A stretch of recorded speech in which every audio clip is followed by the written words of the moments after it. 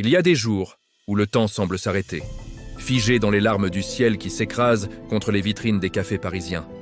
Clara fixait les reflets des lampadaires sur le bitume mouillé, cherchant dans le vide une réponse à un silence devenu trop lourd à porter. Tout avait pourtant commencé comme dans un rêve, dans cette petite librairie aux odeurs de vieux papiers et de promesses éternelles. Un regard, un sourire, et l'évidence d'une connexion que l'on ne rencontre qu'une fois dans une vie. Lucas était son évidence. Les mois qui suivirent furent une symphonie de rires partagés et de projets murmurés au creux de l'oreille, sous le ciel de Paris. Sur cette colline, baignée par les lueurs orangées du crépuscule, il lui avait promis le monde. Et elle y avait cru de tout son cœur. Mais lentement, la lumière a commencé à décliner. Les retards se multipliaient et les regards, autrefois si tendres, devenaient fuyants.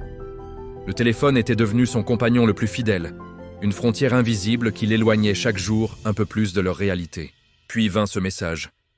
Un simple nom, un cœur, et tout l'univers de Clara s'effondra en une fraction de seconde sur la table du salon. La confrontation fut glaciale. Le silence de Lucas en disait plus long que ses excuses.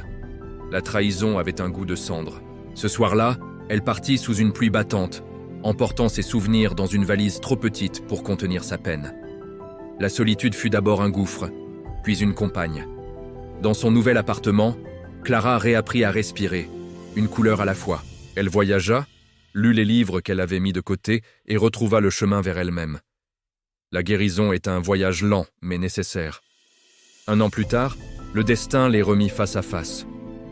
Lucas n'était plus qu'une ombre du passé, chargée de regrets et de mots inutiles. Il parlait de pardon, de seconde chance. Mais Clara ne cherchait plus sa place dans les yeux d'un autre. Elle l'avait trouvée en elle. Elle se leva, lui souhaita le meilleur et sortit vers la lumière. Elle ne fuyait plus rien. Elle marchait enfin vers son propre avenir. Si cette histoire vous a touché, n'oubliez pas de vous abonner et de partager votre propre chemin vers la résilience en commentaire.